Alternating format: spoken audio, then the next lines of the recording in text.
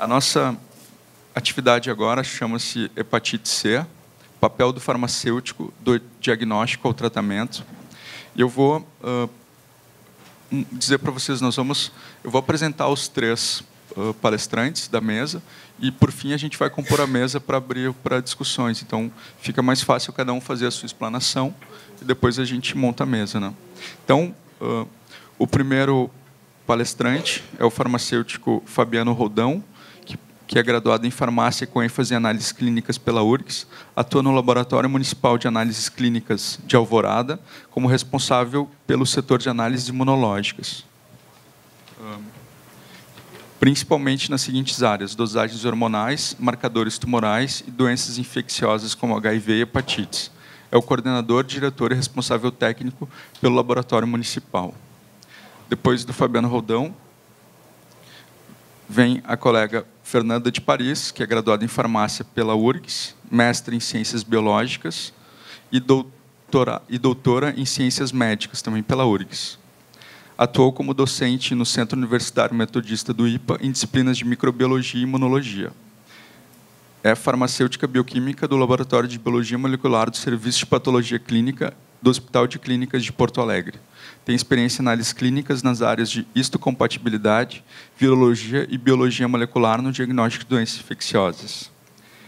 E a gente encerra com o professor Alberi Feltrin, que é graduado em farmácia, com ênfase em farmácia industrial, especialista em farmácia hospitalar, para o controle de infecção hospitalar pela Universidade Federal do Rio Grande do Norte, em 1989. Não precisa dizer o ano, né, professor? Desculpa. Especialista em saúde coletiva, epidemiologia, pela Universidade Luterana do Brasil e especialista em gestão hospitalar pela Fundação Oswaldo Cruz. Então, para começar, eu chamo então o colega Fabiano Roldão, fazer a explanação dele e depois a gente segue com a mesa. Obrigado. Bom dia a todos.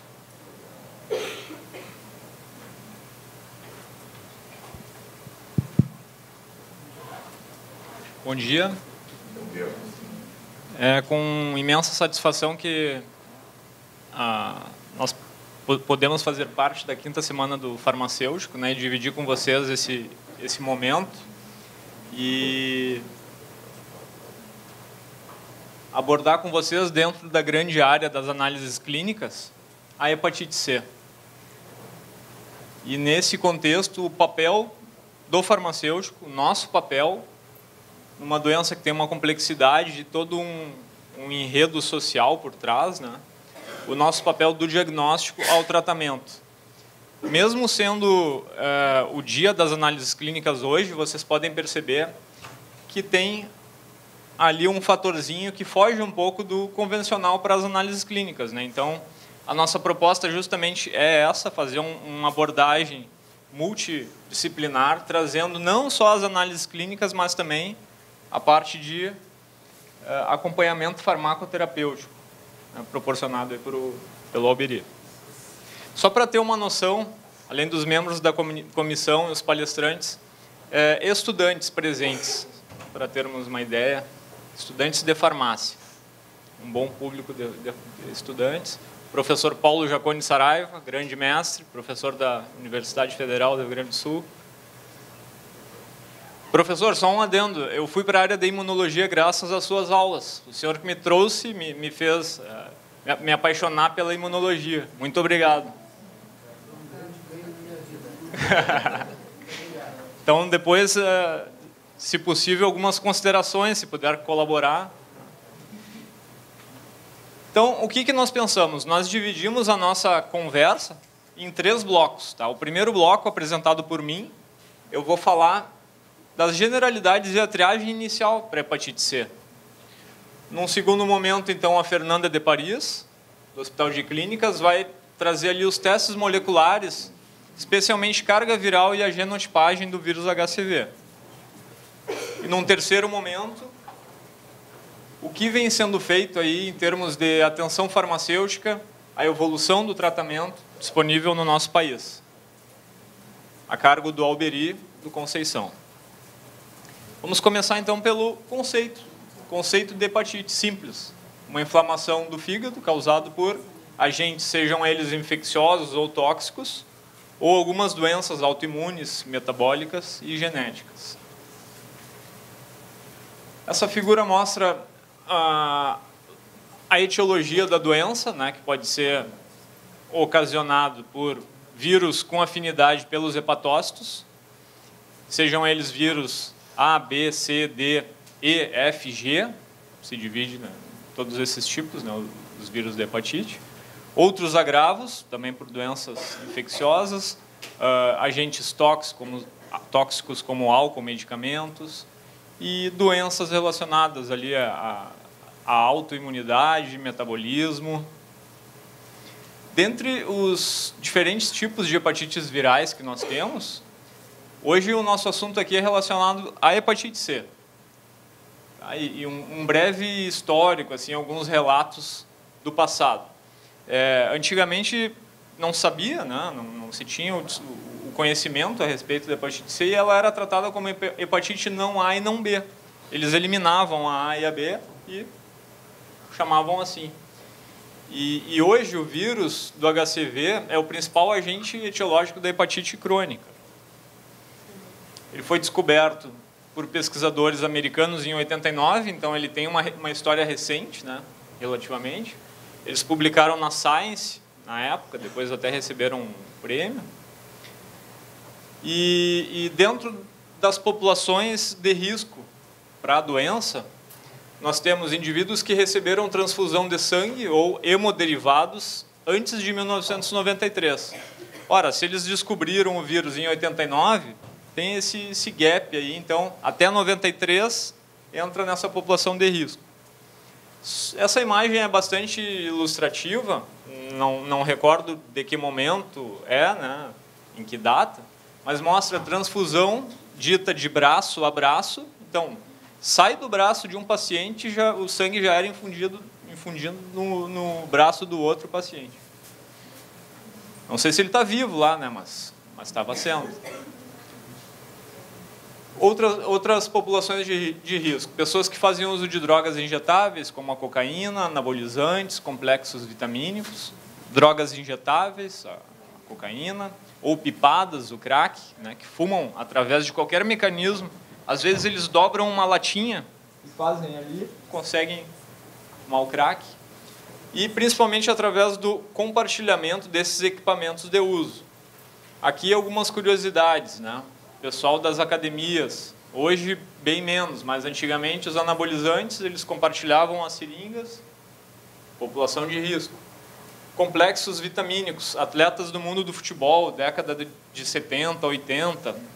Como o preparo físico não era tão arrojado como nos dias de hoje, eles faziam uso de polivitamínicos, se injetavam, e aquele compartilhamento das seringas também gerou aí vítimas dessa época. A Cracolândia, né, uma das mazelas, ali dá para verificar o elemento ali fazendo uso do crack, e os demais no aguardo, talvez só, né, para passar o cachimbo. Pessoal que fez tatuagem, piercing ou outras formas de exposição percutânea em consultórios odontológicos, clínicas de podologia, salões de beleza, né? As mãos, os pés. Então, você aí que tem uma tatuagem, tem algum piercing, lembra de como era o estabelecimento que você fez essa tatuagem, aplicou esse piercing? Aquele salão que você vai semanalmente, mulheres, fazer as unhas, você leva o seu alicate? Será que o autoclave que eles têm lá está dentro dos padrões? Realmente está autoclavando de maneira eficaz? Então, tem todos esses aspectos relacionados à biossegurança que a gente tem que ter em mente. Transmissão, especialmente por via parenteral, sanguínea, né? Sexual é raro, e ocorre principalmente em pessoas com múltiplos parceiros e que têm a prática sexual sem uso de preservativo, né, em situação de risco. A transmissão vertical é mais rara, e principalmente quando comparado à hepatite B. E existe um risco aumentado para o recém-nascido quando a carga viral da mãe é alta. Então vamos ao vírus, né? O cara aí que recebe a nossa atenção no dia de hoje? Vírus da hepatite C do gênero Hepacivírus e da família Flaviridae. A partícula viral, então, é composta de um envelope lipoproteico, contendo 2 glicoproteínas de envelope e um capsídeo proteico composto por proteína de capsídeo que vai envolver ali o material do genoma viral. Então, aqui tem um envelope com as glicoproteínas, o capsídeo que envolve o elemento viral. A organização genômica dentro da complexidade, né, do vírus é importante para os alvos terapêuticos, né, farmacológicos, também para o diagnóstico. O ciclo replicativo, mais para ilustrar para vocês. Esse vírus ele tem uma variabilidade genética interessante. E isso porque a RNA polimerase ela não possui atividade revisora, ocasionando essa miscelânea genética, né? Eles têm uma classificação em diferentes genótipos e subtipos. No total são 7 genótipos do vírus do HCV, com uma variabilidade entre 30% e 35% entre si. Eles são nomeados de 1 a 7. Cada genótipo pode ser dividido em subtipos identificados por letras. Além disso, existem 67 subgenótipos confirmados e 20 subtipos prováveis. Então, é uma miscelânea de genótipos e subtipos. A eficácia do tratamento está relacionado ao genótipo. Hoje, no Brasil, determinar o paciente que vai para o tratamento, lá depois, no Alberi, ele chega lá já com o seu genótipo definido. Porque, às vezes, um tratamento é melhor para um genótipo do que para outro. Então, se faz necessário saber qual o genótipo do paciente, para garantir o tratamento mais adequado. Os genótipos no Brasil, então, o mais frequente é o genótipo tipo 1, 65% praticamente, seguido do genótipo 3. Aspectos epidemiológicos, só para ilustrar para vocês como é que anda. Aqui um levantamento do SINAM, do Ministério da Saúde. Nos últimos 10 anos, ali de 2004 a 2014, não houve um aumento significativamente importante, exceto em 2013, que teve um boom no caderno de epidemiologia. Eles não souberam justificar muito bem esse boom. Mas, depois lendo, talvez esteja relacionado à implantação dos testes rápidos, né? Descentralização e mais acesso. Só que não teve sequência, então isso ainda está sendo discutido. Casos de hepatite C segundo a faixa etária e sexo na região sul. Então, tem uma maior prevalência no sexo masculino, maior número de casos, né? Mais do que no sexo feminino. Isso, nível Brasil, não muda muito o comportamento, é muito semelhante. A média de idade dos casos, em 10 anos, também ficou em 46,3 anos. Desculpa, Beira, estou de costas para ti. O número de casos de hepatite C por ano aqui no Rio Grande do Sul, então, de 2010 até 2012, a gente vê ali uma constância, né, no número de casos. A partir de 2013, então, tem um aumento. Porém, esse aumento segue aqui nos meses seguintes, diferente do comportamento do Brasil, e ainda sigo falando nos testes rápidos, talvez estejam relacionados. O número absoluto de casos de hepatite C e co-infectados de HIV em Porto Alegre, aqui para o ano de 2015, 995 casos confirmados da hepatite C, e casos de co-infecção, 181. O protocolo clínico de diretrizes terapêuticas de 2005 do Ministério da Saúde, ele traz algumas definições. Acho que é importante a gente, ao menos, ter em mente esse conceito para depois evoluir no assunto, né? Então, eles tratam a hepatite C aguda como soroconversão recente, a menos de 6 meses e documentada do anti-HCV, ou anti-HCV não reagente e com a detecção do RNA viral por 90 dias após o início dos sintomas ou da data da exposição. Deixa o pessoal se acomodar aí. O trânsito não está fácil, né, pessoal?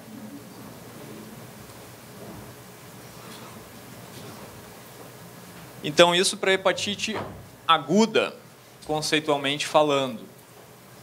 De um modo geral, essa forma aguda ela apresenta evolução subclínica, sendo que 80% dos casos são assintomáticos e anictéricos. 20% dos casos apresentam essa icterícia, né, visual até, e de 10% a 20% são sintomas inespecíficos, como anorexia, febre, dor no corpo, mal-estar, náusea, vômito, astenia, tontura, bastante inespecíficos. Depois da fase aguda, o paciente infectado pelo vírus HCV ele tem dois caminhos, duas possibilidades.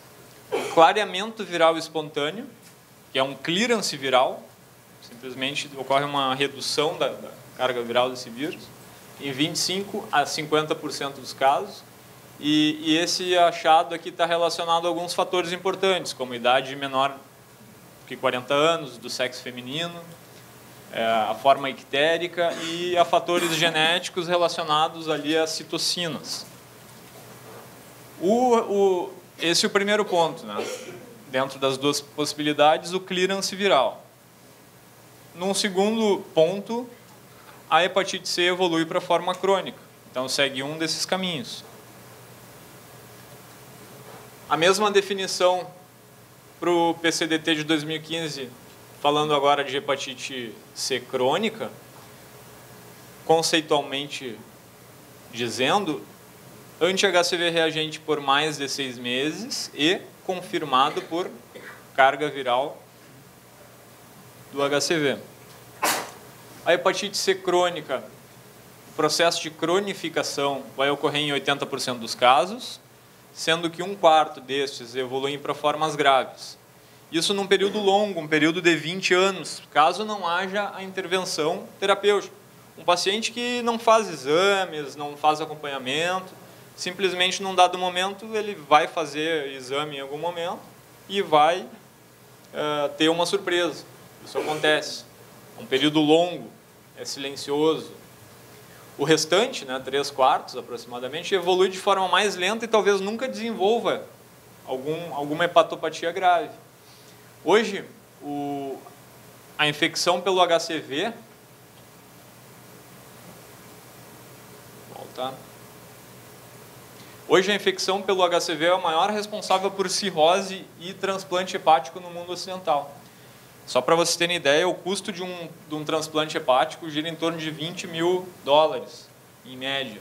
Então, fazendo uma continha rápida de cabeça, é muito mais viável para o Ministério da Saúde, para o governo, tu diagnosticar esse paciente infectado, tu orientá-lo, tu tratá-lo, tu realizar um devido acompanhamento, do que tu deixar um paciente chegar ao ponto de ter que fazer um transplante.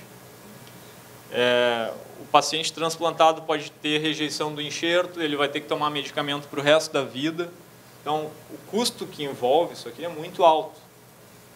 Por isso, da estratégia, né, do tratamento. A hepatite C crônica, então, ela tem um desenvolvimento em anos ou décadas e acredita-se que a evolução para cirrose e carcinoma hepatocelular dependa de fatores como carga viral e o genótipo do vírus. Isso ainda é discutível. De forma esquemática, então, a infecção pelo vírus HIV parte de uma hepatite aguda, com aquele clearance viral de pelo menos 20% dos pacientes que vão ter ali uma cura espontânea. 80% vai cronificar, em torno de 25% vai progredir para uma forma mais grave, e o restante vai desenvolver uma inflamação e vai conviver ali com a doença, na forma de inflamação, sem maiores consequências. Aqui, então, a progressão do dano, né?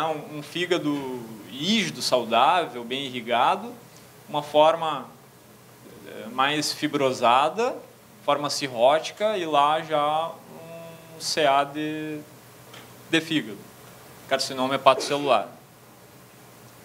O período de incubação do vírus para a hepatite C de 15 a 150 dias. A janela diagnóstica para detecção de anticorpos para o HCV varia entre 33 a 129 dias, a detecção de antígeno 22 a 30 dias e para os ácidos nucleicos menos, 22 dias. E o diagnóstico da hepatite C, o que a gente pode falar disso? O que nós temos hoje no Brasil? Nós não temos como fugir, né, professor Saraiva, em doença infecto-contagiosa da imunologia, da famosa reação antígeno-anticorpo. Felizmente, isso já vem evoluindo ali ao longo dos tempos. Então, hoje nós temos imunoensaios, temos disponíveis testes rápidos, o ELISA, ensaios luminescentes, como a quimioluminescência, a eletroquimioluminescência. Esses últimos três dependentes de uma estrutura laboratorial que tem uma complexidade muito grande, diferente dos testes rápidos, que não necessitam disso. E pelo o manual ali de diagnóstico do HCV, esses testes fazem a detecção de anticorpos anti-HCV, apesar de já termos novidades aí no assunto. Sempre aprendemos na universidade que um teste diagnóstico, então, vai ter uma limitação e nunca nós teremos 100% de sensibilidade e especificidade. Então, depois, quando tu está lá na bancada e ocorre aquele caso atípico, que tu fica em dúvida, que tu vai discutir com teu colega, aí tu pensa, aquele 1%, né? Será que é? Será que aconteceu comigo? Então, é bom ter em mente, né? Os materiais biológicos que a gente pode utilizar para essa parte inicial do HCV, da detecção. O soro total, o sangue total, o soro, o plasma e o fluido oral para alguns testes rápidos. Os testes rápidos, né? Como que funciona isso aqui? Eles fazem uma determinação qualitativa do anticorpo, ou tem ou não tem, ou reagente ou não reagente. A metodologia é imunocromatografia de fluxo lateral. E eles têm essencialmente antígenos sintéticos e recombinantes imobilizados numa placa, numa coluna imunocromatográfica, e ali é que tu vai fazer a corrida para a identificação seletiva do anticorpo que tu está avaliando, no caso o nosso anti-HCV. Eles são de simples execução, sem necessidade de infraestrutura. Os resultados são rápidos, né? E são de fácil leitura e interpretação, e tu pode fazer na presença do paciente, o que também é uma vantagem. Esse ponto dos testes rápidos descentralizou alguns exames do laboratório. Antes falava-se em exame, falava-se em laboratório. Hoje, a gente tem na linha de frente a execução de testes rápidos. Tu vai numa UBS, tem disponível o teste rápido. Tem aquelas unidades móveis que disponibilizam a execução de testes rápidos. Vantagens e também tem desvantagens. Outros profissionais estão capacitados para realizarem testes rápidos. Claro, profissionais devidamente capacitados. O que acontece na prática? Por exemplo, pessoal da enfermagem. O melhor seria que um enfermeiro realizasse um teste rápido. Porque o enfermeiro tem a ideia da complexidade do assunto. Num teste reagente, o que eu faço com esse paciente? Ocorre que, na prática, lá na UBS, lá em Alvorada, onde eu trabalho, na UBS Umbu, que às vezes nem tem médico, o enfermeiro está até aqui de trabalho e acaba delegando essa tarefa a um técnico de enfermagem. E alguns técnicos de enfermagem são muito práticos, eles não se preocupam com alguns detalhes metodológicos. Teste rápido é bula. Vai ler a bula. Se são 15 minutos para fazer a leitura, não pode fazer a leitura em 5. Se são 3 gotas de tampão de corrida, coloca bem na vertical, observa 3 gotas. 2 gotas pode dar problema. Só que eles são práticos. 2 gotas não vai mudar nada, vou ler isso aqui em 5 minutos. Isso causa problema e depois esse paciente vai bater lá no laboratório com um resultado discordante. Aí tu vai ter que encaixar as pecinhas, vai ter que refazer um monte de coisa. Então, profissionais capacitados e com um poder de discernimento, né, do que fazer no caso de um resultado reagente. É bom a gente abordar a teoria e o que ocorre na prática também. O Ministério, então, preconiza um fluxo aqui para testes rápidos, que, em suma, diz que um teste rápido válido, com resultado não reagente, é liberado um laudinho ali não reagente, e um resultado reagente deve ser encaminhado para o laboratório, para seguir o fluxo laboratorial. Nesse laudo tem que constar a amostra não reagente para o anticorpo contra o HCV e uma observação. Em caso de suspeita de infecção pelo HCV, uma nova amostra deverá ser coletada 30 dias após a data da coleta dessa amostra para a realização de um novo teste. Isso no caso de um laudo não reagente.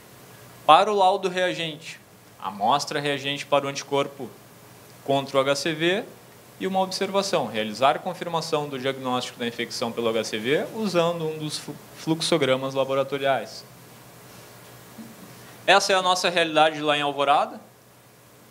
Natan, ali, nosso estagiário de farmácia da UFSPA, nos dá uma mão lá, operando o equipamento e ajudando.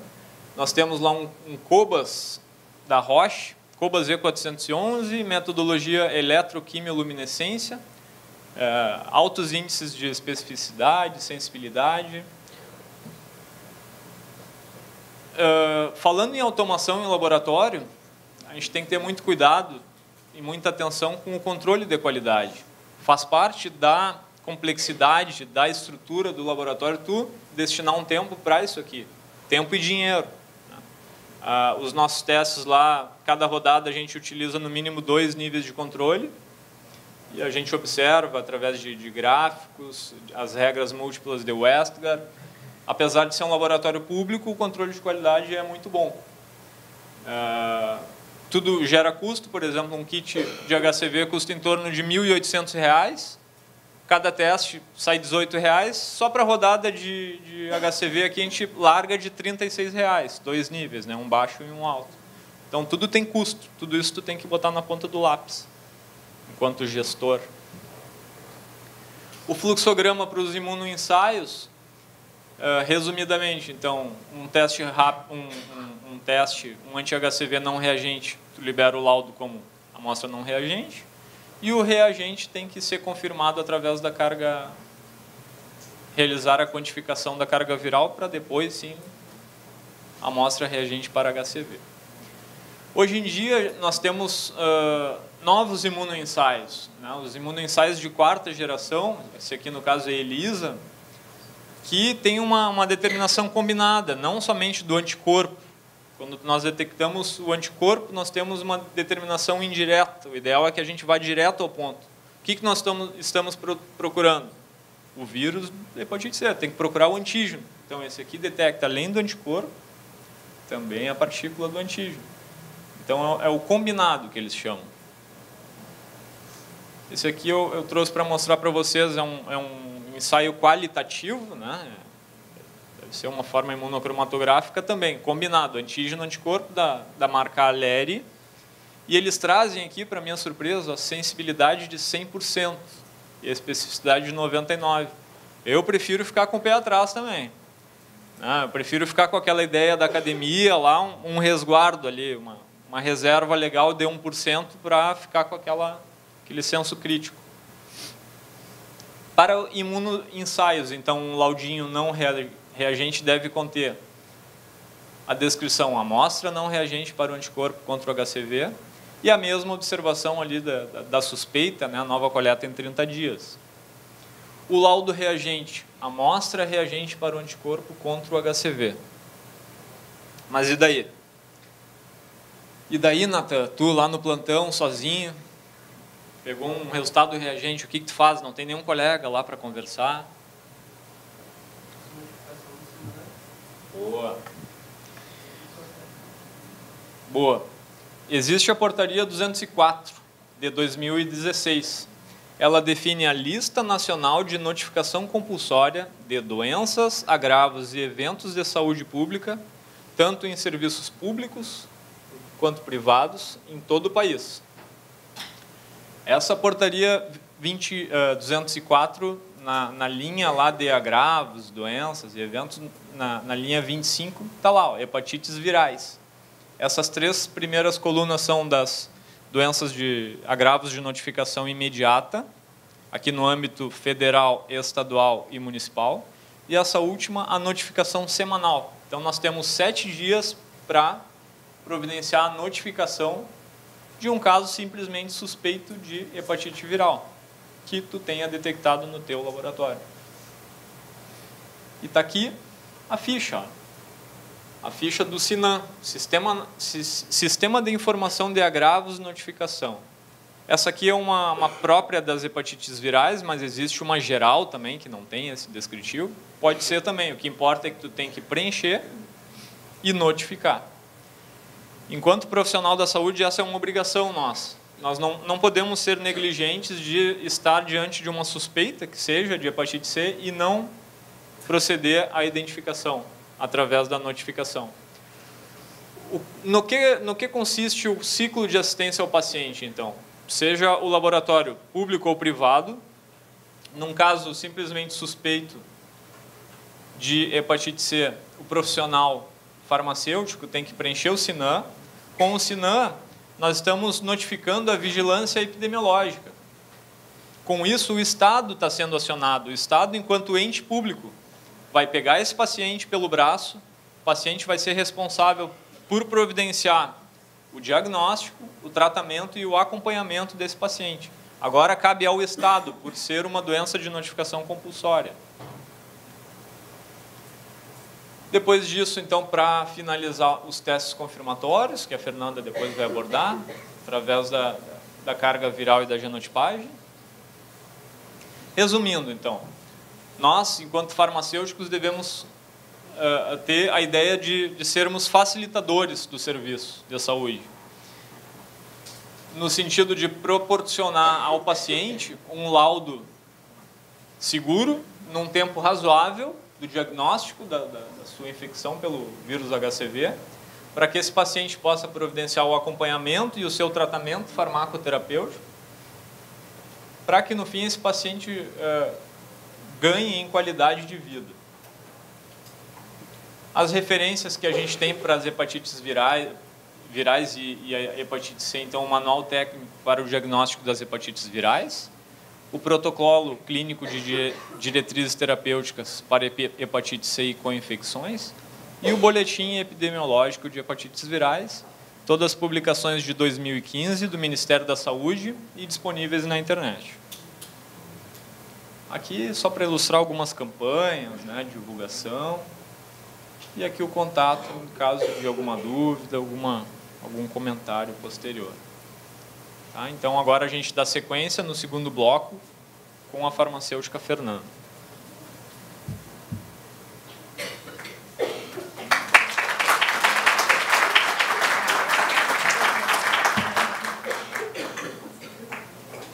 Será que precisa microfone? Precisa? Bom dia. Bom, então, como o Fabiano falou, meu nome é Fernanda, eu venho lá do Hospital de Clínicas para falar, então, de carga viral e um pouquinho, só uma palhinha, de genotipagem, porque hoje, na verdade, a genotipagem está centralizada em um único laboratório que realiza esse exame para o país inteiro, né? Nós realizávamos, éramos um ponto que realizava para o Ministério da Saúde, e o Ministério da Saúde, agora, em 2016, resolveu centralizar a genotipagem. Então, a gente vai focar bastante na carga viral, né? E eu vou falar também um pouco desse programa do Ministério da Saúde, né? Que, como o Fabiano deu um bom panorama ali, esse programa ele vem para a saúde pública, para diminuir custos, para tentar diminuir transplantes e fazer uma assistência melhor ao paciente de hepatite C. Esse programa do Ministério ele vem muito nos moldes do programa do HIV. O programa do HIV é um programa bem antigo, muito considerado mundialmente, já ganhou vários prêmios de Organização Mundial da Saúde. E a hepatite C, ela tentou, por vários anos, entrar nesse molde. Lá em 2002, já tinha uma intenção de entrar nos moldes do programa do HIV, mas isso não aconteceu. Realmente foi acontecer em 2014. Tá? Então, é um programa que, nesses moldes de disponibilizar a carga viral amplamente ao paciente e genotipagem, ele é recente, ele é bem mais recente. Bom, então eu já falei, né? Venho lá do Hospital de Clínicas. Depois, se vocês tiverem alguma dúvida, a gente pode conversar um pouco sobre as demais estruturas do laboratório. Nós, então, somos um ponto da rede, dessa rede que eu comentei com vocês, né? Essa rede de hepatites do Ministério, o pointer, aqui.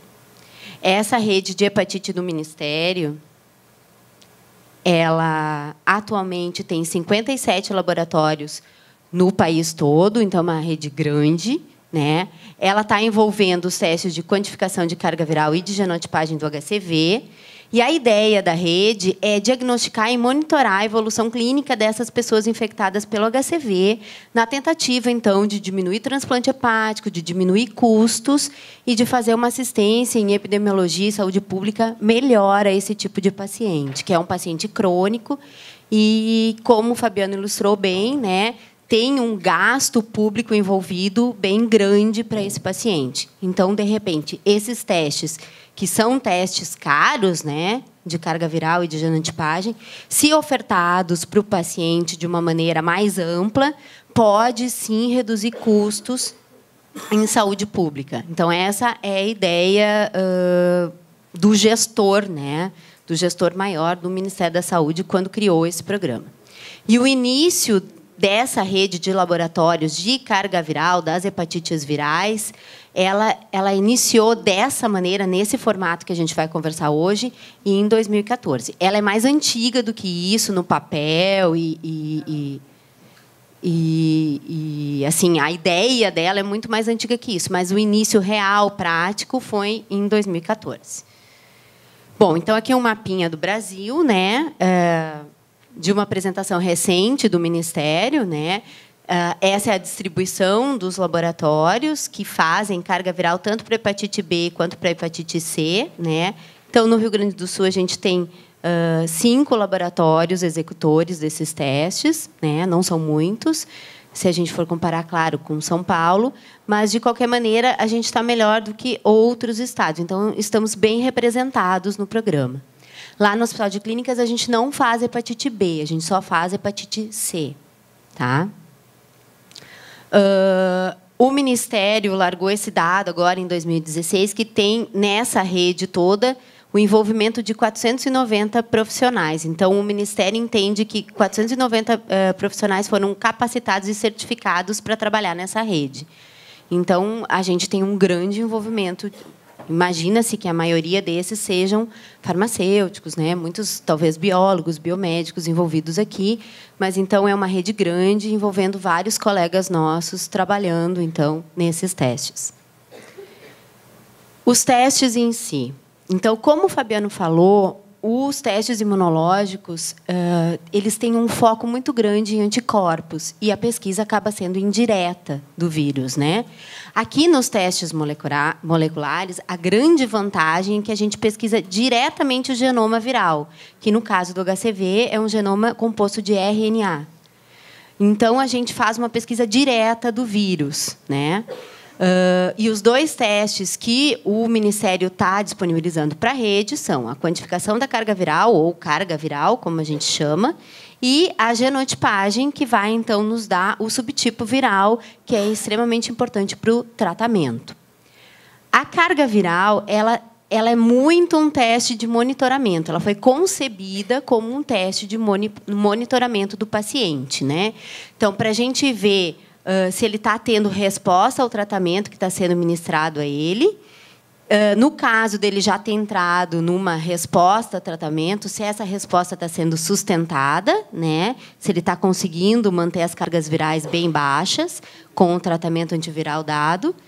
E, como a gente viu o Fabiano mostrar alguma coisa em fluxograma, a quantificação da carga viral, apesar de ser um teste de monitoramento, ela está entrando em alguns pontos de diagnóstico.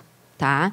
Ela não é concebida como um teste de diagnóstico, mas, em alguns momentos, ela acaba sendo usada, sim, como um teste de diagnóstico. Né? Principalmente em casos de suspeita de infecção aguda pelo HCV. Tá? E a genotipagem, então, como o Fabiano comentou bastante, ela é mais em relação à definição do tratamento, definição da droga que vai ser usada, do medicamento, e também do tempo de tratamento, que o Alberi acho que vai falar mais para a gente. Bom, o Ministério elegeu para comprar reagentes para essa rede, uma metodologia. E a metodologia que foi eleita foi o PCR em tempo real. Então, a gente vai falar um pouquinho de PCR em tempo real. Tá? Para falar de PCR em tempo real, a gente tem que falar um pouquinho do PCR, né? Que foi o pai do PCR em tempo real, a mãe, não sei. Enfim, vamos falar um pouquinho de reação em cadeia da polimerase. A ideia é que essa metodologia, essa reação, ela vai fazer uma amplificação do genoma-alvo que a gente quer detectar. Tá? Então, é uma reação que serve como uma máquina de xerox.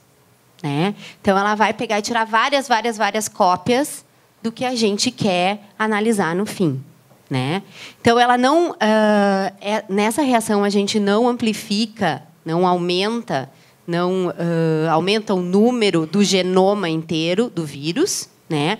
A gente vai, sim, escolher um pedaço desse genoma, né, um fragmento do genoma viral, que é amplificado em um número muito grande de vezes, né, por uma reação cíclica. Né? A PCR é uma reação cíclica, que tem sempre vários passos. Ela é dividida em 3 etapas ou 3 passos, onde a gente tem a abertura da dupla fita do genoma, né, numa primeira etapa, que é chamada de desnaturação.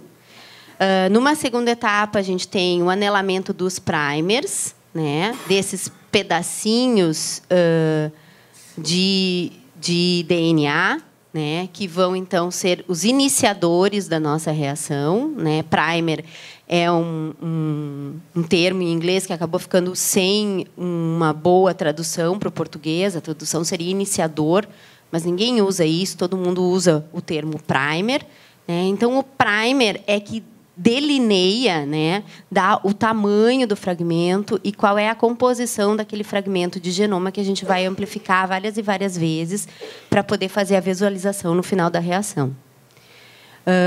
E depois, então, a terceira etapa é uma etapa de extensão, onde a enzima, DNA polimerase, vai alongar, a partir do primer, esse nosso fragmento, até, então, o fragmento duplicar em cada ciclo da reação. Então, a reação de PCR é uma reação exponencial. E, se vocês se lembrarem lá do 2º grau de vocês, nas aulas de matemática, a função exponencial tem uma curva que a gente consegue visualizar, e é isso que o equipamento vai dar no PCR em tempo real. Ele nos dá uma curva exponencial, né, que dá, então, o número de cópias que a gente conseguiu amplificar, né, naquela nossa reação, do fragmento-alvo que a gente delineou com os nossos primers. Ficou claro? Mais ou menos? Dá para ter uma noção de como funciona essa reação? Dá? Qualquer coisa a gente volta se precisar. Tá? Aqui a gente tem uma demonstração, uma animaçãozinha, de um ciclo, ou 8 ciclos de PCR acontecendo. Então, na temperatura de melting, a gente anela os primers, né? Então, são os pedacinhos aqui que vão chegar no nosso genoma. A enzima vai funcionar numa outra temperatura, né? E aí a gente tem aqui, ó, 2 cópias a partir daquela primeira cópia que a gente tinha no final do primeiro ciclo. No final do segundo ciclo, a gente tem 4 cópias. No final do terceiro ciclo, a gente vai ter 8. E esse fundo do slide, que era branco, quando a gente estiver lá pelo 8º ciclo, a gente vai ter todo o fundo tomado por cópias do nosso genoma-alvo que a gente queria amplificar. Já está escuro aqui esse nosso genoma. Então, essa é a grande vantagem da reação de PCR. É por isso que ela é tão utilizada na pesquisa, na clínica, na medicina forense, enfim, em várias áreas que vêm hoje usando a reação de PCR. Por quê? Porque ela aumenta muito o número de cópias, a quantidade do que a gente quer analisar, do que a gente viu lá no início, que seria o nosso alvo de amplificação. Hoje, como o nosso assunto é HCV, o nosso alvo de amplificação é um fragmento do genoma de HCV. Tá?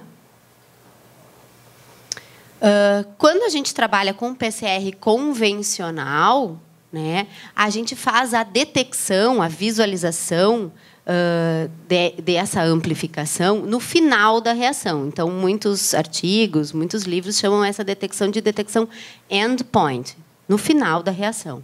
Né? E aí a visualização mais comum utilizada, é mais barata, utilizada pelos laboratórios, é uma eletroforese em gel de agarose, tá? Que tem essa cara aí. Tá? O que é o que é brilhante aqui é uma amplificação, um fragmento do genoma viral. Tá? Então, esse é o tipo de visualização que a gente tem no PCR convencional. O que muda para o PCR em tempo real é justamente a detecção da amplificação. A amplificação, ela ocorre da mesma maneira. Né?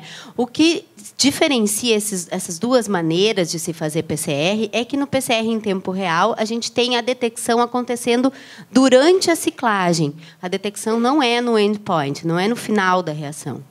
E essa detecção, normalmente, é dada por uma fluorescência. Então, a gente tem que agregar algum marcador fluorescente, uma sonda ou um outro composto fluorescente, que, à medida que a gente vai tendo a formação dos fragmentos, como acontecia na nossa animação ali, a gente vai tendo a formação do fragmento por amplificação e também um aumento da fluorescência na reação. E aí a visualização ela fica bem diferente. Ela fica daquela maneira, um gráfico exponencial, porque a reação de PCR é uma reação de amplificação que é exponencial, né? Então, a potência 2 que a gente tem ali, né, de base 2. A gente tem, então, aqui o gráfico das fluorescências acontecendo. Quanto mais cedo no número de ciclos da reação de PCR a gente tem a fluorescência subindo, além do nosso limiar aqui, do nosso limite, maior o número de cópias que a gente tem daquele fragmento que a gente estava pesquisando inicialmente na nossa amostra. Tá? Então, para a carga viral do HCV, a gente trabalha com controles. Né? Então, os nossos controles têm cargas virais definidas, né?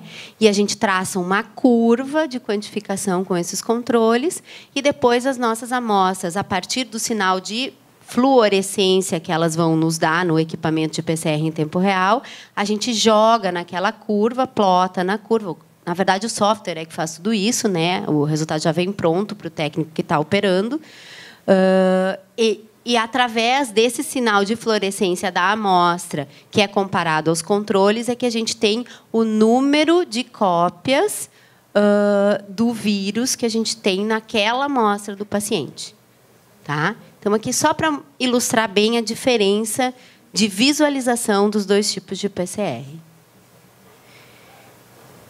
Para o Ministério, né, esses reagentes e esses equipamentos que envolvem a metodologia de PCR em tempo real, eles são comprados diretamente pelo Ministério, pelo Programa das Hepatites Virais, né, através de licitação. Né? Então, a cada 2 anos, mais ou menos, a gente tem abertura de edital de licitação. E a metodologia pode ou não trocar, dependendo de valores e de outros critérios que o Ministério coloca nesse edital de abertura, né, da compra. Atualmente, né, ali desde 2015, nós entramos na rede em 2015, nós estamos trabalhando com um kit da Abbott. Né? Então, o Brasil inteiro está trabalhando com kit Abbott hoje para carga viral do HCV, carga viral do HBV e carga viral do HIV. Né? Para o HCV, a gente tem uma boa linearidade, então a sensibilidade do nosso teste é muito boa, a partir de 12 unidades internacionais por ml até 100 milhões. Né? E a gente trabalha com somente 500 microlitros de amostra. Né? Então, a gente essa metodologia nos dá uma boa aplicabilidade para o laboratório. A gente não precisa de muita amostra, a gente cobre bons valores. E aqui é importante, eu falei até agora em cópias virais, né? E aqui é importante a gente ressaltar que para HCV o resultado acaba sendo em unidades internacionais. É um valor de conversão, né? Que foi visto em consenso mundial, né? E para HCV todos os resultados vão em unidades internacionais. É assim que o clínico acompanha e é assim que a gente lauda para o clínico o nosso paciente, os valores de carga viral do nosso paciente. E também a Abbott tem um kit, né, para genotipagem, o Genotype 2, que tem uma boa sensibilidade. Pacientes com menos de 500 unidades internacionais não conseguem fazer genotipagem por esse kit, né? E a gente tem valor de carga viral menores. Então, sempre o Ministério pedia que a gente fizesse uma carga viral antes de fazer uma genotipagem para o paciente, né? Mas esse kit, hoje, ele não está mais sendo utilizado pela rede, né? Como eu falei para vocês, então, a rede escolheu um laboratório específico, por licitação também, né? Escolheu um laboratório específico no país que trabalha, então, com genotipagem. Essa é a foto oficial da Abbott dos equipamentos, né? Aqui a gente tem o extrator automatizado, né? Ele é grandalhão, assim, né? O extrator ele é chamado de M2000SP. SP é de Sample Preparation, né? Porque ele faz, então, a extração do RNA viral da nossa amostra, né? E, além disso, ele faz a preparação da reação de PCR também. Então, sai uma plaquinha de PCR pronta aqui do equipamento. Demora um pouco, mas sai. E aí a gente coloca nesse equipamento aqui, que é um equipamento de PCR em tempo real, que a Abbott chama de M2000RT, que é, então, real time, que a Abbott usa para fazer as amplificações. Essa aqui é uma foto dos nossos equipamentos, ou melhor, dos equipamentos que o Ministério deixou para a gente operar, né? Então, esse aqui é o equipamento fechado e essa aqui é a mesa de trabalho do equipamento. As amostras entram por aqui. Aqui é uma área de extração das amostras, aqui é toda uma área de ponteiras, né, que o equipamento trabalha, e aqui uma área final, onde sai, né, nesse ponto aqui, a gente carrega uma plaquinha de PCR e ele coloca a nossa reação de PCR pronta aqui para a gente, depois de mais ou menos umas 4 horas e meia de extração de amostras. Aqui a gente tem, então, a foto do PCR em tempo real, né? Do RT da Abbott. Essa gavetinha cinza escura, que é onde a gente abre e coloca a plaquinha, né? Essa plaquinha cicla lá dentro. Então, aqui é um termociclador, faz vários ciclos de temperatura para a reação de PCR acontecer. E por aqui a gente tem uma lâmpada, né? Um laser que excita a nossa amostra para que ela emita fluorescência, e tem um leitor que vai fazer a leitura daquilo tudo e nos dá, então, aqueles gráficos de fluorescência para o paciente. Aqui a gente tem uma visualização dos gráficos, né? A gente tem, então, valores diferenciados aqui de fluorescência, né? Curvas subindo mais precocemente e mais tardiamente, né? Então, valores maiores de carga viral e valores menores de carga viral, né? Isso aqui são várias amostras aparecendo, né? Isso é uma maneira de visualizar no software do equipamento. E aqui a gente tem, então, tudo o que o nosso o nosso teste de carga viral da Abbott nos oferece. Então, a sensibilidade desse kit é de 12 unidades, quando a gente usa 500 microlitros da amostra, e todos os pontos da rede usam 500 microlitros, então esse valor aqui não se aplica à rede, né? A linearidade, então, até quantas cópias ele vai? Até 100 milhões. Ele tem uma boa especificidade, né? Ele, como o Fabiano falou, a gente tem vários subtipos, né, do vírus, vários genótipos. Ele tem uma boa reprodução para vários genótipos, né? Para os genótipos principais, né, são os que circulam no nosso país, principalmente. Então, a princípio, todos os nossos pacientes estariam bem cobertos, né? Nós conseguiríamos detectar boas cargas virais de todos esses genótipos. A amostra que a gente pode usar varia, né? Nós, no hospital, usamos amostras coletadas com EDTA, usamos plasma.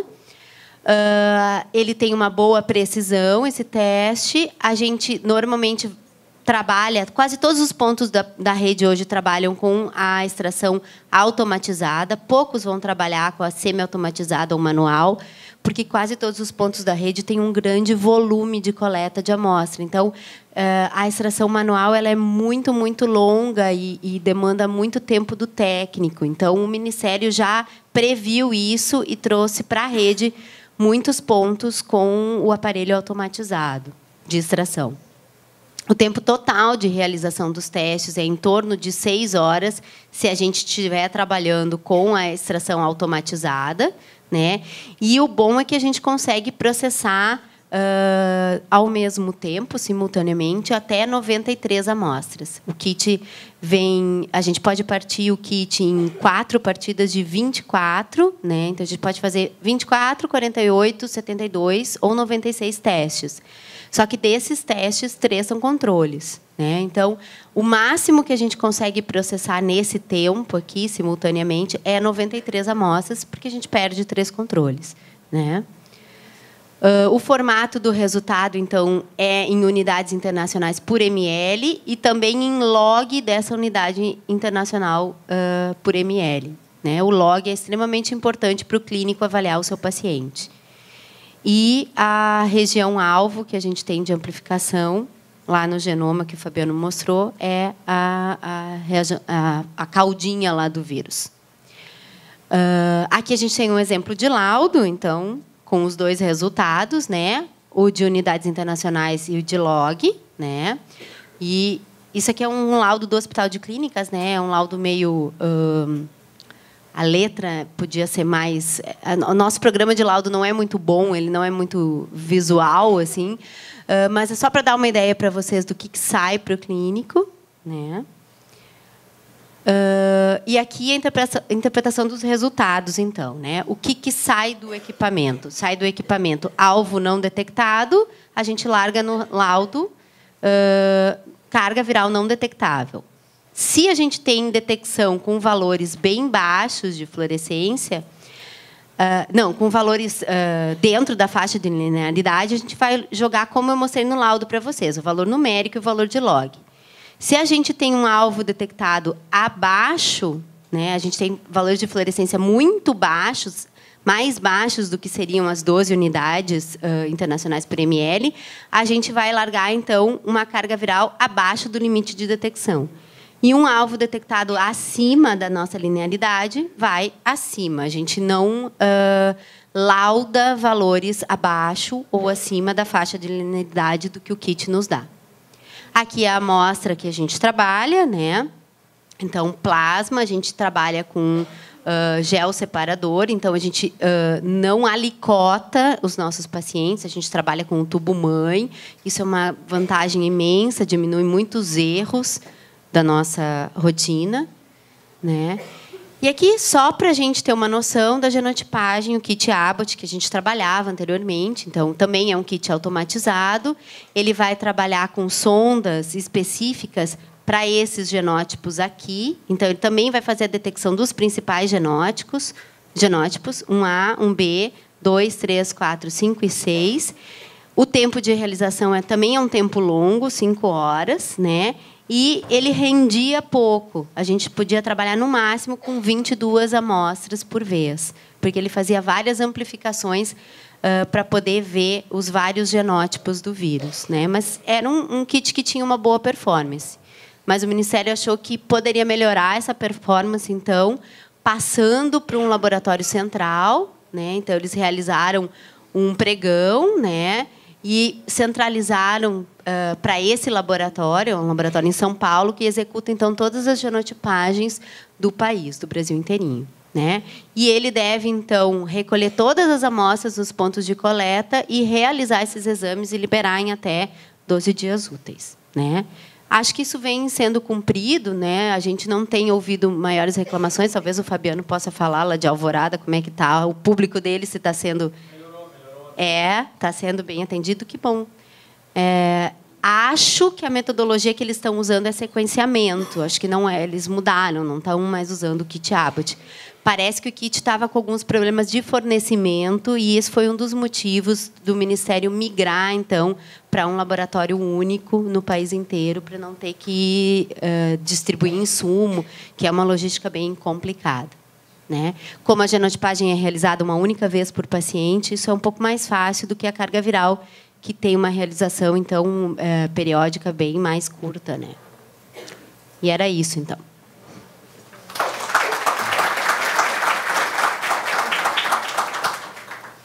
Vamos para o professor Albairi.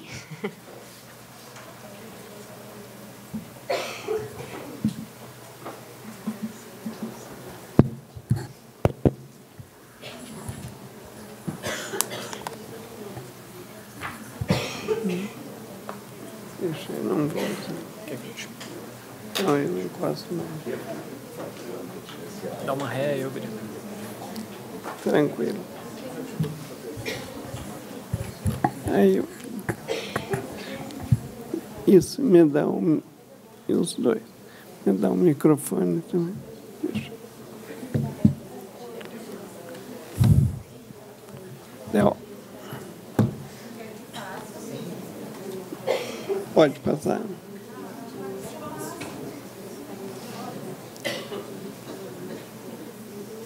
Bom dia a todos. Muito obrigado pela presença. E obrigado também ao Conselho por poder nos oportunizar de mostrar o nosso trabalho na vida real, que é um pouco diferente do que vocês aprendem na faculdade, porque a faculdade nos dá um caminho e a realidade é um pouco mais dura. Se vocês acham ruim a faculdade, como era bom antigamente, só para descontrair um pouquinho, porque ninguém falou nada, ninguém sorriu. Então, a ideia é fazer uma fala mais tranquila. Quantos de vocês acreditam que temos no Brasil pessoas contaminadas com AIDS ou com hepatite C? Qual é a maior epidemia que nós temos?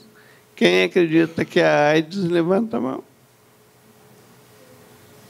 Todo mundo acredita que é a hepatite C, e corretamente, porque nós temos 670 milhões, 1.000 pessoas contaminadas com o vírus do HIV, e, em média, acredita que não contaminando, que não tem, a gente ainda não sabe, mas a prevalência é de 2.500.000 pessoas, é 5 vezes maiores do que a AIDS.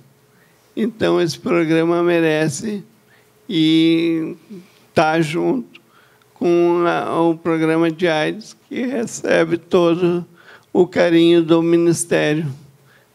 Tudo vai para a AIDS. Que eles botam a boca no trombone mais vezes, então eles têm mais possibilidade de receber o que pede. Está melhorando porque nós entramos juntos numa mesma secretaria de hepatite, de HIV e hepatites virais dentro do Ministério. Isso vai ajudar. Mas, como a Fernanda falou, isso foi agora. E o negócio está muito recente. E com cada troca de governo, as coisas pioram. Então, o planejamento que era de um, quando entra outra pessoa, o programa muda de direção e até encaixar de novo leva um tempo. Eu queria pedir desculpa pela minha voz e pelo falar mais demorado, mas vamos lá, pode. Um breve histórico que nós temos aqui é que foi um termo de cooperação entre o Grupo Hospitalar Conceição e a Secretaria Estadual de Saúde para criar um CAMI, um centro de atendimento lá no Conceição. Na época, foi para implementar o tratamento de HCV, usado o protocolo que o Fabiano já falou. Então, esse protocolo existe desde 2005, e ele vem sendo 2003, e ele vem sendo atualizado todo ano, ou de 2 em 2 anos, dependendo da evolução do tratamento. Eu vou falar muito mais agora sobre o protocolo anterior, não sobre o que nós estamos usando agora, mas eu vou falar também um pouco no final. O que eu trabalhei foi interferon pegilado, ribavirina e mais um inibidor de protease, Telaprevir ou Boceprevir, que foi tratado até final de 2014. E aí eu tive pacientes em tratamento até junho de 2015. Então, quem começou em novembro, dezembro, coisa e tal, o tratamento leva 48 semanas. Então, durou muito, foi até metade de 2015. O primeiro CAMI, o primeiro centro, foi no Sanatório Partenon, que é do Estado. Então, lá eles centralizaram em 2003. Aí eu fiz um estágio lá em janeiro de 2004 e começamos as atividades do centro em 25 de março de 2004. Então, o fluxo de trabalho. O paciente, todo mundo aqui já fez o teste de HCV. É bom fazer de tempo em tempo. Quem vai à manicure, como o Fabiano falou, todo cuidado é pouco. Eu me preocupo, tem muita mulher aqui e acredito que cada uma deveria pensar se no seu salão de beleza tem o autoclave. Não é estufa, não é micro-ondas, não é outra coisa. Tem que vir enroladinho num pacotinho e, de vez em quando, dar uma olhada na panela de pressão que ela está usando para fazer a autoclavagem. Então, o paciente vai no médico, faz o teste de anti-HCV, aí o médico detecta que ele pode ter hepatite, aí ele vai lá na Fernanda e faz o PCR. Só com o PCR é que o paciente pode ser tratado, porque só o HCV não dá uma ideia, mas não caracteriza o paciente portador. Aí ele faz um processo todo administrativo, entrega na farmácia, lá em Alvorada, aqui em Porto Alegre, na farmácia, estaduais e municipais. O processo segue aqui para Porto Alegre, vai para o perito faz a avaliação, ele vai deferir ou indeferir. Se não está dentro do protocolo, se não tem todas as condições que o atual protocolo preconiza, não pode ser feito o tratamento. Sendo deferido, ele vai para os CAMIs. Nós tínhamos, em 2014, 16 CAMIs no Brasil, no Rio Grande do Sul. Santa Maria, Caxias, Pelotas, Uruguaiana e Juí, todas as grandes cidades tinham CAMI. Depois, quando chega o processo para nós, a gente agenda conforme o deferimento do perito, e a gente vai chamando o paciente. Papai. Aí eu faço uma entrevista inicial que pode levar até 2 horas. Depende do paciente e do que ele conversa. Teve um advogado que levou 2 horas. Que perguntou, falava, até ele falava muito mais. Eu mais escutava do que falava. Mas a gente pede para vir um acompanhante junto, aí porque uma pessoa só, às vezes normalmente 50 anos, pessoa de 70 anos. Já tive paciente de 81 anos. Então, como é que vai vir sozinho para saber como interpretar? Então, um acompanhante e um familiar para ajudar a receber aquele monte de informações que eu vou dar. E assim mesmo me perguntam, durante o tratamento, algumas coisas que já foi explicado. Eu vou mostrar depois a ficha farmacoterapêutica que eu uso nessa entrevista.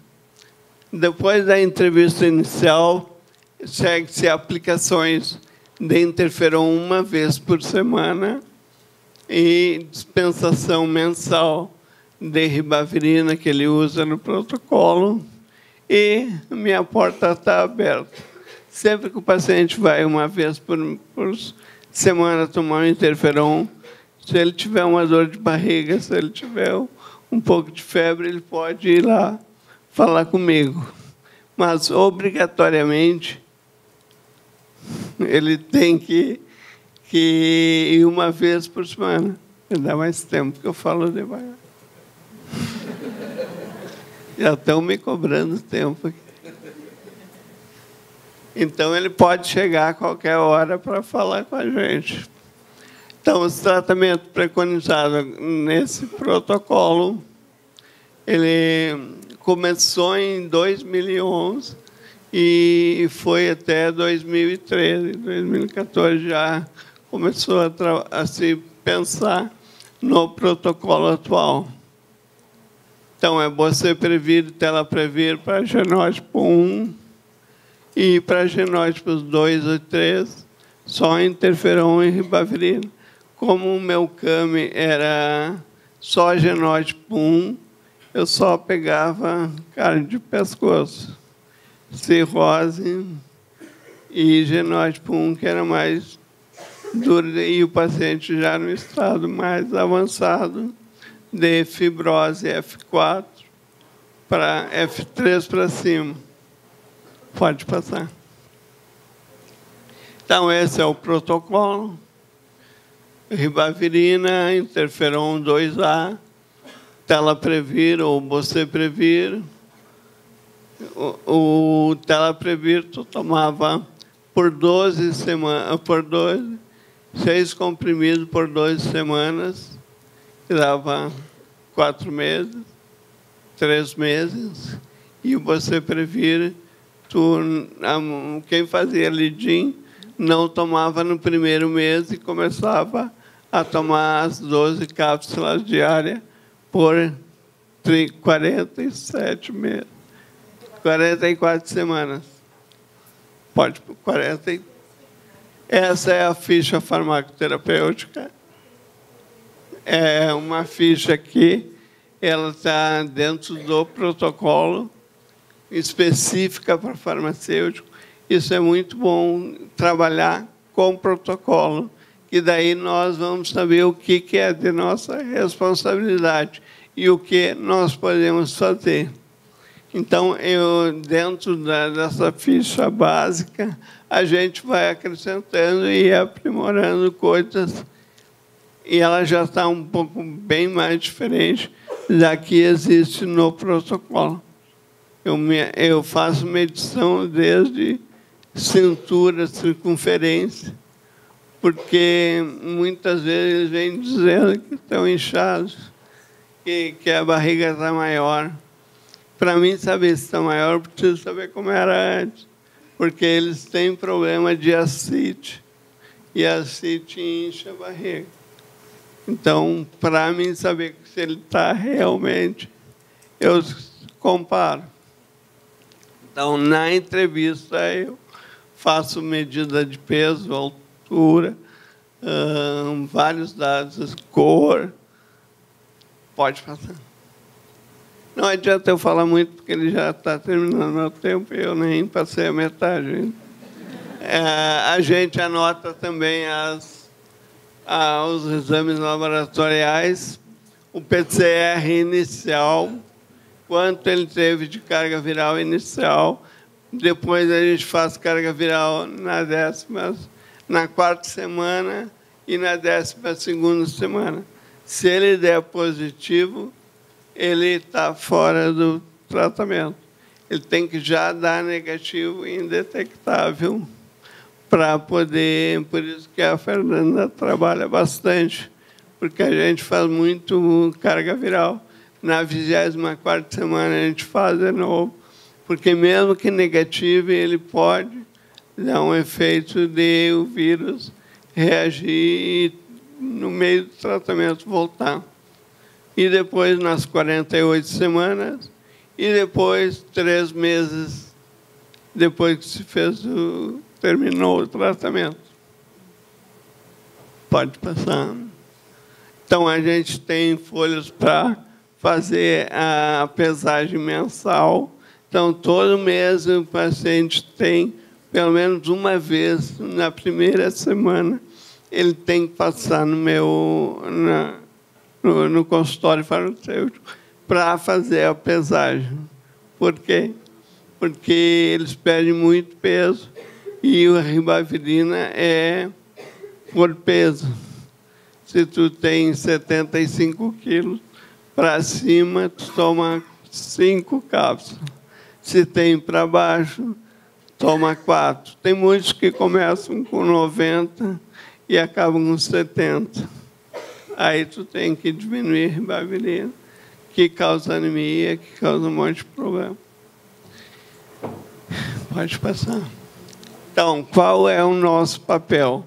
Nosso papel é fazer o monitoramento desse tratamento através de exames, através de observação, através de contato com o médico, a queixa do paciente, fazer as interações, verificar as interações medicamentosas, medicamentos, alimentos, medicamentos, mas mesmo medicamentos que tem muito. Então, como ele usa interferon e a ribavirina, são muito complicados e agora que usava o Telaprevir e Boceprevir, eles criaram até um site só para interações medicamentosas. Eu vou mostrar aqui mais adiante. O Telaprevir, por exemplo, a coisa mais difícil de meter na cabeça do paciente é que ele tem que estar com o estômago cheio para tomar o Telaprevir, cheio de gordura, ou seja, 30 gramas de gordura, 30 minutos antes. Pega uma aguinha para mim. 30 minutos antes de tomar o Telaprevir, ele tem que comer barra de chocolate, tem que... alguns gostavam, outros não. Só.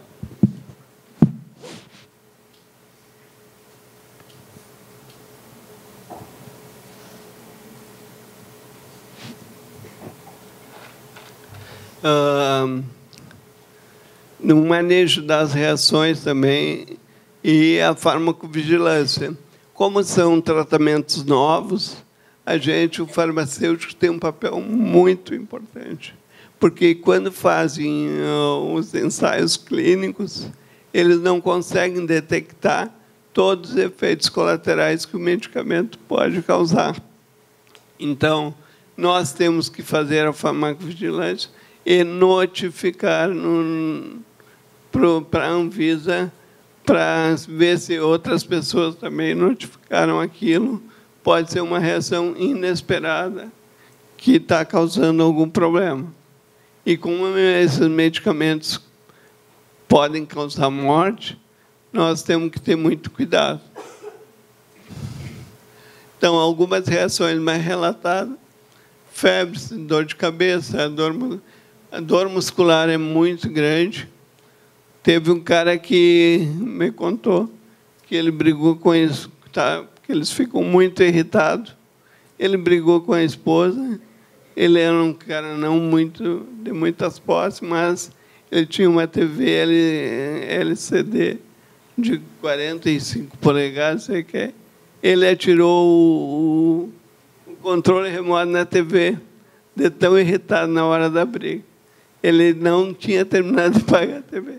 Então, é uma coisa que é involuntária, que se o cônjuge não souber que ele está no tratamento, que ele pode ter, eu falo, na primeira entrevista, ele vai mudar. Se vocês não se entender, vai dar separação. Vocês têm que aguentar essas 48 semanas juntos, nem que seja um em cada quarto. Mas, muitas vezes, é isso que aconteceu. As pessoas ficavam, o casal separado, o cara ficava mais restrito num lugar para não brigar. Ele sabia que ele ia se irritar com criança, com adolescente, com cachorro, qualquer coisa. Outra é o rasgo cutâneo. É muito severo. Já peguei paciente. Na primeira semana de Telaprevir, foi suspenso, porque teve um rasgo cutâneo na primeira semana. E aí eu detectei, porque ele veio tomar a segunda injeção. Aí eu vi que ele estava todo empipocado, com bolas e vermelho. Aí eu tive que ligar para a médica, conversar para... Aí a médica suspende tudo e me manda ele aqui urgente. Aí ele foi e ele suspendeu o tratamento. É bem severo. Próximo. Então, algumas intervenções, muitas na ajuste de dose, como eu já falei, e até do interferon se dá neutropenia, tem que diminuir o interferon. Nunca se pode diminuir o Telaprevir e o Boceprevir. Tu pode diminuir a ribavirina se tiver problemas de anemia, que ele causa muita anemia, e neutropenia, transfusão. Não tem saída. Pode passar. Isso aqui o Fabiano já falou. Pode passar. Isso aqui é o que eu apresento para eles na hora da primeira entrevista, porque eu faço um slideshow para eles também fixar melhor. E isso é o que eles têm que ter cuidado. Quem tem problema de fígado, quem tem cirrose, bebida alcoólica não pode, é 0. Gordura lá, só para tomar o remédio, e olha lá. Os que tomam Boceprevir, eu peço para evitar ao máximo, não botar óleo no feijão, que todo mundo faz. Alguém, pelo menos minha mãe faz, botar o óleo no feijão. Os McDonald's da vida, refrigerante, é muito complicado. Para quem tem problema hepático, pode passar. Esse já é o tratamento novo. As novas medicamentos que vieram nos antivirais de ação direta. O Sofosbuvir e é o principal deles. Então, ele é o que tem alta barreira genética. Então, ele vai ser usado em combinação com Semiprevir e com Daclastavir. Eu queria só dizer, não vou terminar ainda, que eu não estou trabalhando com esse medicamento atualmente. Os pacientes só estão indo para o sanatório Partenon. O governo centralizou todos, porque ele tem uma equipe de 7 ou 8 farmacêuticos lá, que fazem atenção farmacêutica. Eu estou atualmente fazendo atenção farmacêutica e trabalhando em oncologia. Aí, com oncologia oral ambulatorial. Tem algumas injetáveis, mas eu estou mais focado que em atenção farmacêutica nas leucemias crônicas, mieloide crônica. Que daí eu acompanho melhor com imatinib, dasatinib. Então, pode passar. Só mais. Aqui pode ser na próxima. Que então, os registros foram no início de 2015. E sabem quando é que começou realmente o tratamento? Em dezembro. Eles vinham prometendo, vai vir agora em junho, vai vir em setembro, vai vir. E só veio em dezembro com o Papai Noel. E o combo 3D está registrado, que é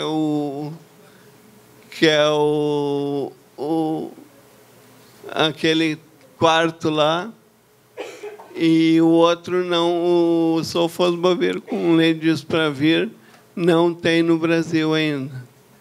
Próximo. Então, algumas coisas que acontecem, já terminou o tempo, mas vocês podem pegar a apresentação para... Eu só vou ressaltar uma coisa.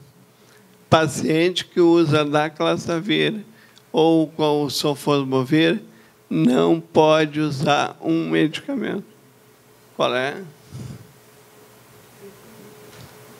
Não pode usar amiodarona, porque causa arritmia cardíaca. Hoje, todo o checklist para te fazer o tratamento, tu tem que ter um eletrocardiograma para evitar problemas cardíacos que causam morte. Pode passar. Então, alguns critérios. Quem é que pode, quem é que vai fazer? É aqui que o perito da secretaria vai olhar mais cuidadosamente. Então, ele vai ver a fibrose hepática. Tem que ter metavir F3, F4. Aí pode ser por biópsia, por elastografia. Sabe que biópsia é uma coisa invasiva. E a elastografia veio como se fosse um ultrassom, uma maneira não invasiva. É os dois mais usados. Pós-transplante hepático.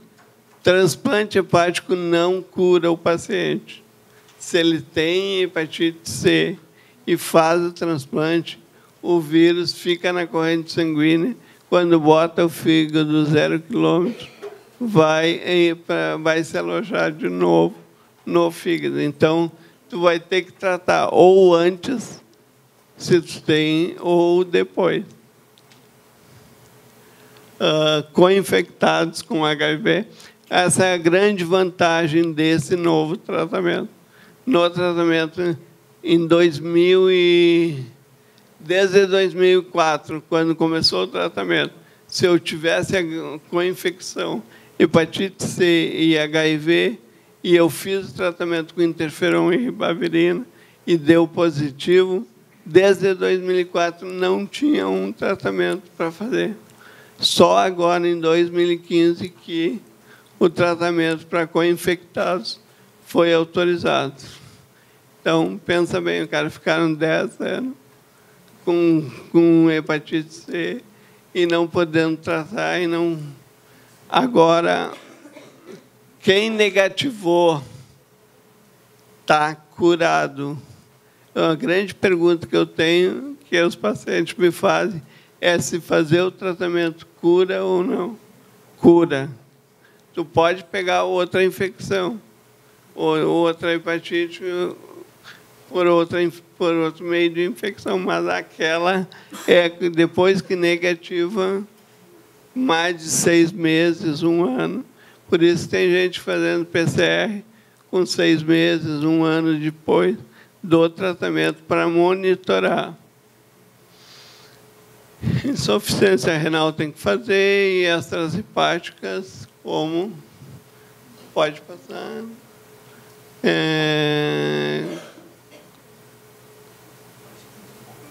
Linfoma também pode fazer, hematológicos, pode passar. Esse é o site que eu falei, que usa para fazer interações medicamentosas de hepatite C. É um site que, depois dessa tela, tem uma que tu vai marcando quais os medicamentos que tem. Pode voltar no site, porque tem alguém copiando ainda. É bem interessante, é gratuito, dá para baixar no smartphone.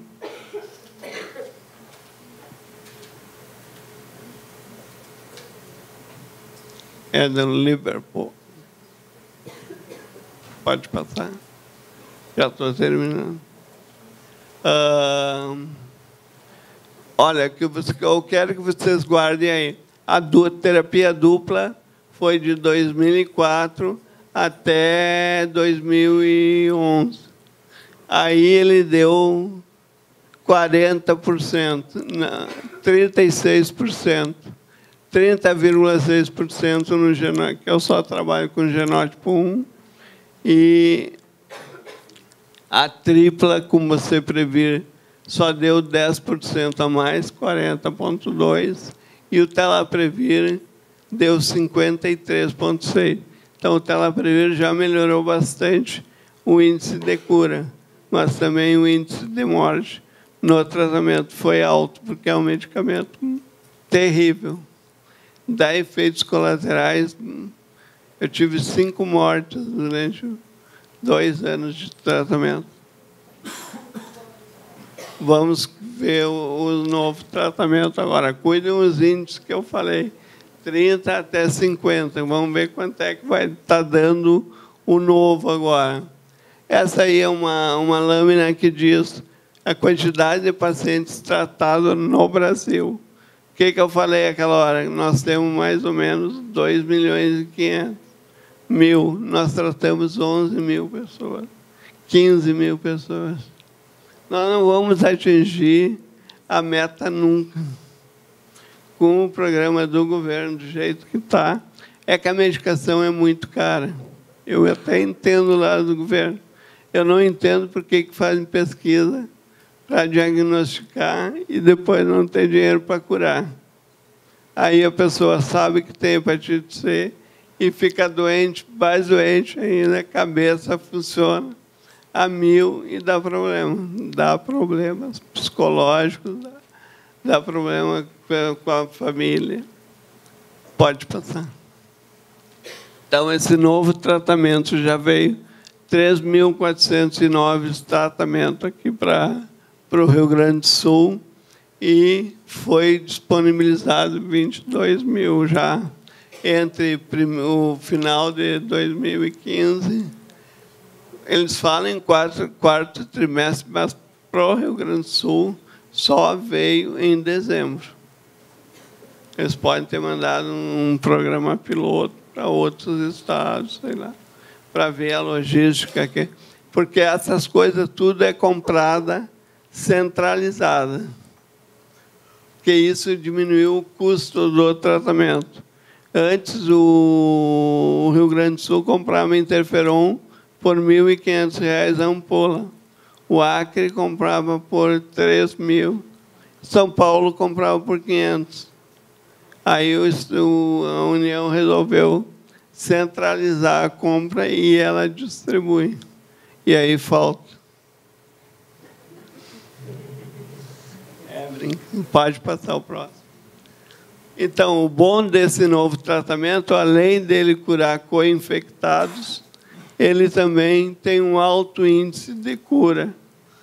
100%. O genótipo 1, que era o mais difícil de tratar, é o que está dando bons resultados. Quem temos problema agora é no genótipo 3. Olha que era 40%, 50%, passou para quase 100%. Isso em vida real já. Não é mais os trials. Pode. Só para vocês olharem um minutinho.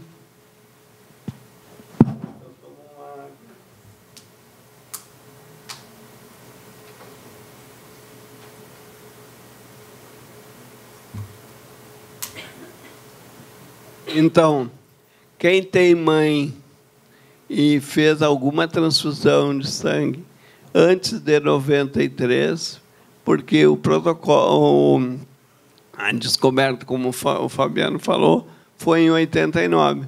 O governo levou 4 anos para criar um teste para detectar hepatite C. Daí, só em 93.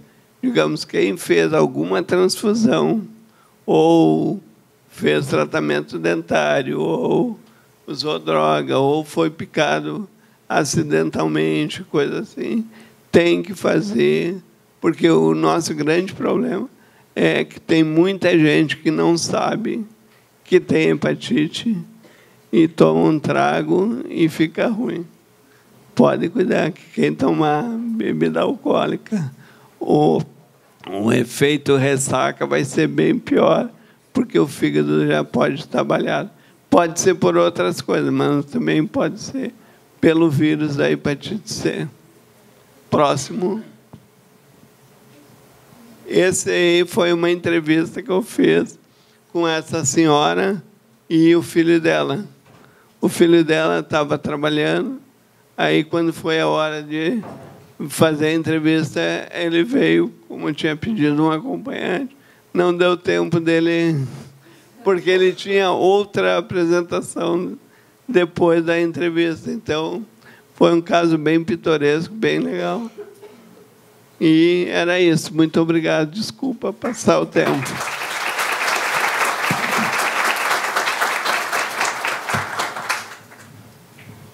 Estamos à disposição.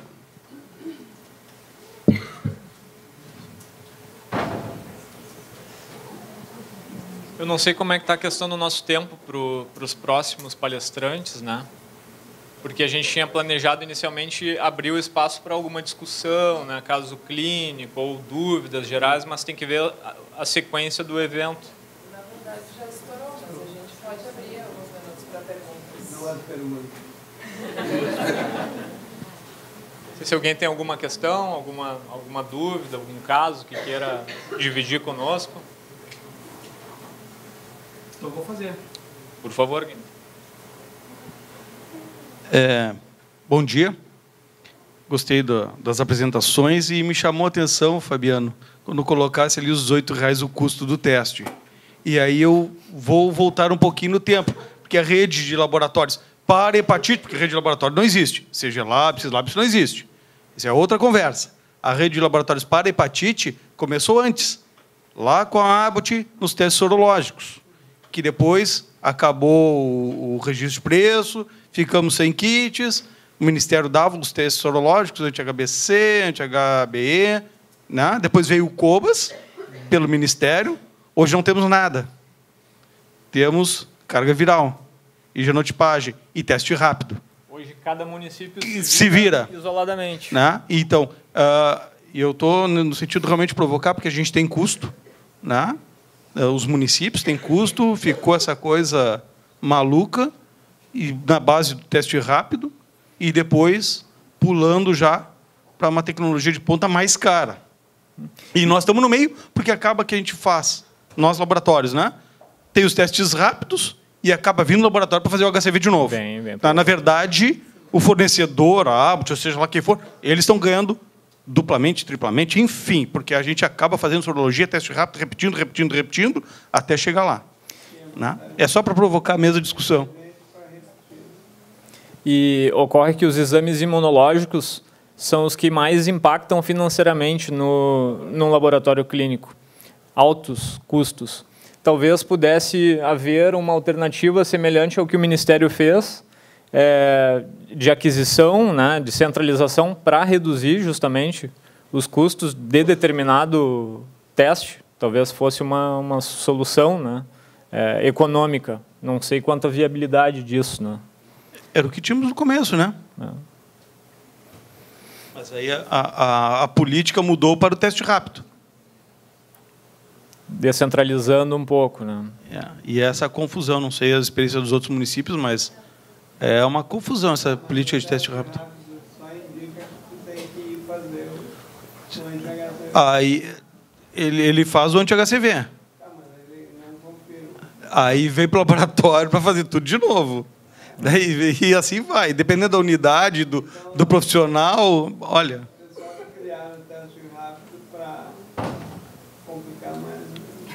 Aí vou lá para o segundo caso, HIV, HCV. Eu não vou discutir, mas quando é que começamos a notificar os portadores de HIV? O teste rápido ele é bastante útil para tu eliminar o não reagente, né, o negativo. Porém, existem os falsos negativos, né, e existe essa possibilidade no teste rápido. Então... Aberto para mais uma pergunta.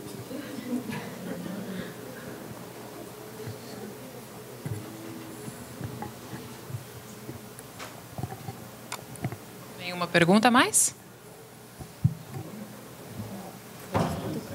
Então, encerramos. Agradeço a disponibilidade dos palestrantes. Muito obrigada.